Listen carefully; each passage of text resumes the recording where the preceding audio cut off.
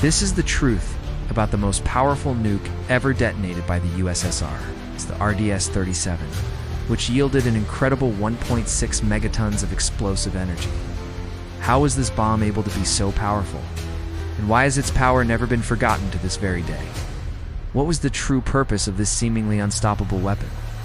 It represented a leap forward in Soviet nuclear capabilities, marking their entry into the elite thermonuclear age alongside the United States. Its development and testing were a significant milestone in the nuclear history of the USSR and had far-reaching implications for the global balance of power.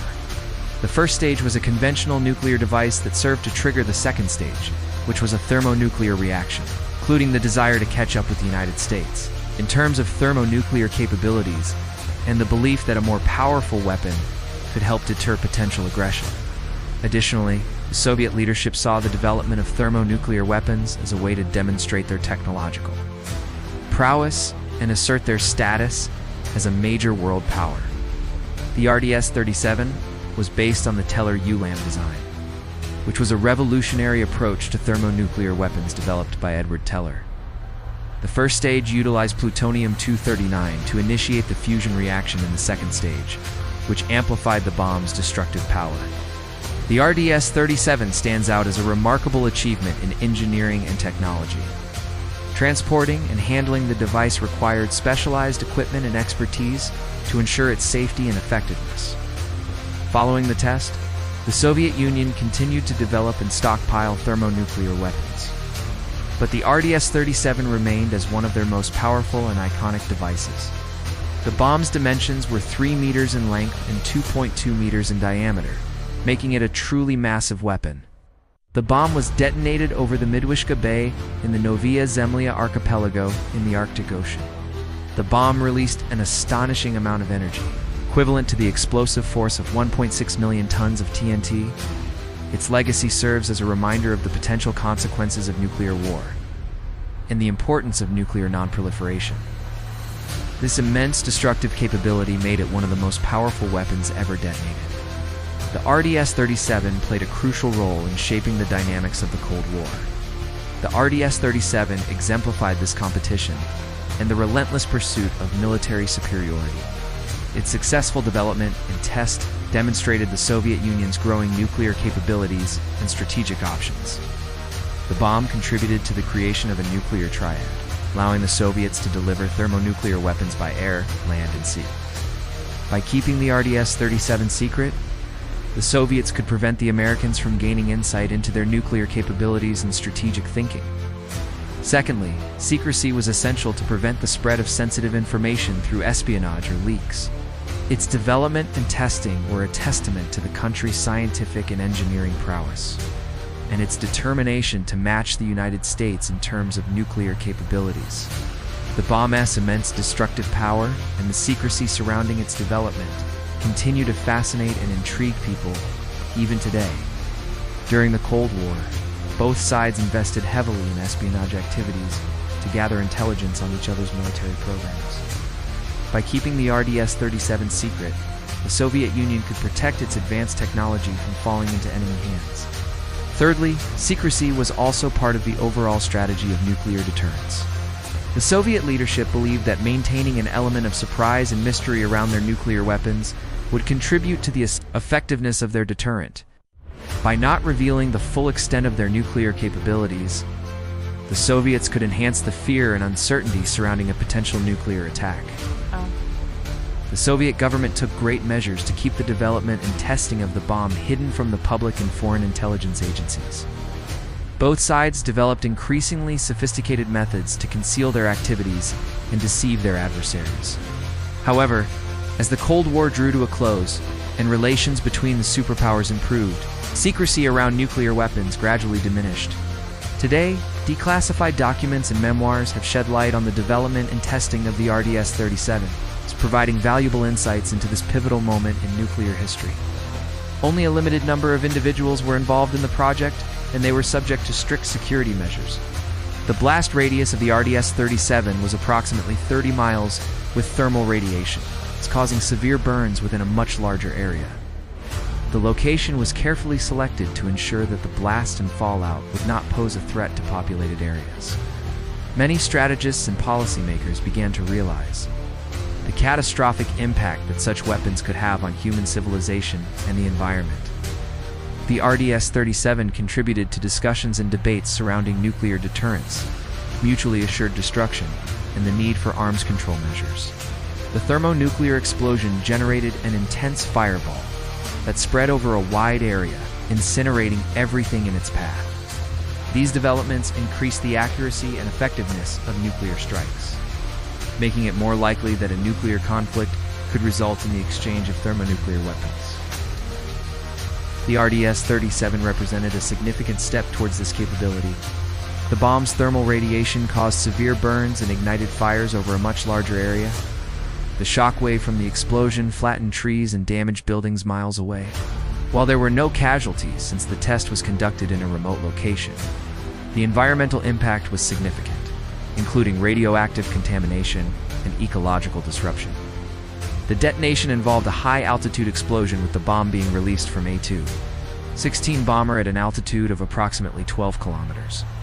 The explosion occurred at an even greater altitude, creating a mushroom cloud that reached heights of over 40 kilometers. Its design and construction involved intricate mechanisms and cutting-edge materials that pushed the boundaries of what was possible at the time. It required the expertise of some of the brightest minds in the Soviet nuclear program, including Andrei Sakharov, who later became a prominent dissident and Nobel Peace Prize laureate. The RDS-37 was eventually deployed in October 1955 as part of the Soviets' 40th Army Strategic Missile Division, No-29, and Stanislaw Yulem at Los Alamos National Laboratory during the Manhattan Project. First off, yield. The RDS-37 had a yield of 1.6 megatons of TNT equivalent, making it one of the most powerful nuclear weapons ever detonated. For some real-world context, this is roughly 3 times the destructive force of the largest U.S. thermonuclear device ever tested, the 15-megaton Castle Bravo. This design differed from the earlier Soviet weapons such as the RDS-202, which used the simpler single-stage fission-based mechanism.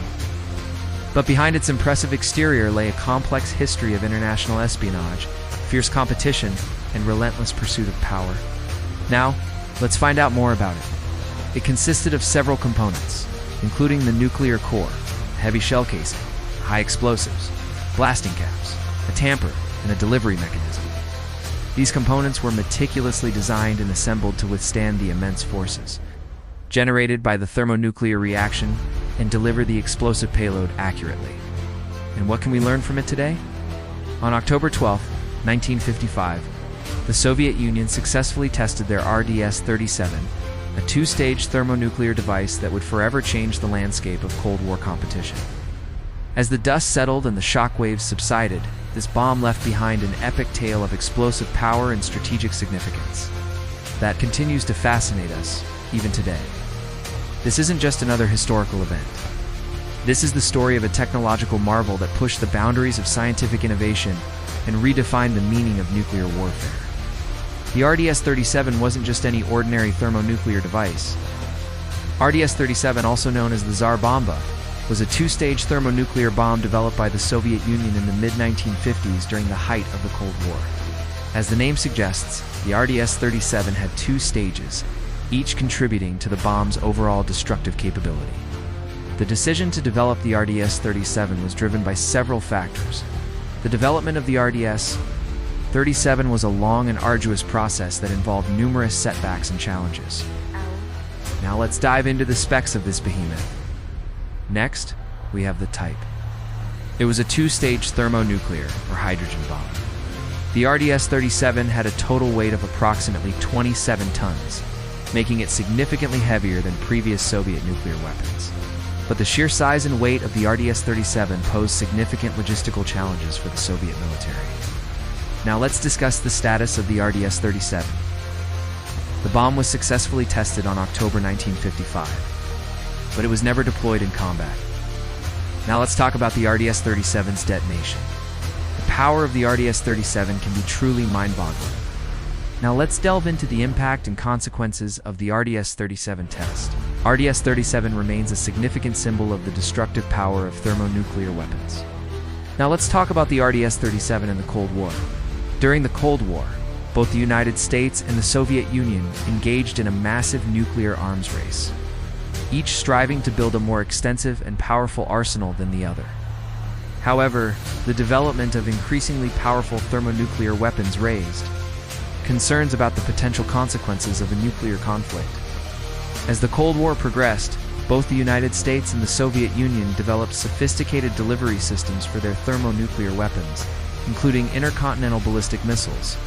Now let us delve into the secrecy surrounding the RDS-37. Like many other classified military projects during the Cold War, the RDS-37 was shrouded in secrecy. Secrecy was important for several reasons. Firstly, it allowed the Soviet Union to maintain a technological edge over its rivals, particularly the United States.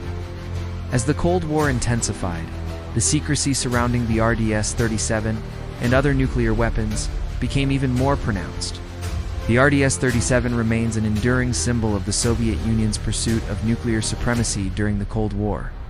What are your thoughts on the RDS-37? Do you think such powerful weapons still have a place in today's world? Share your thoughts in the comments below. Thank you for watching, and don't forget to subscribe for more videos on the most powerful weaponry ever created.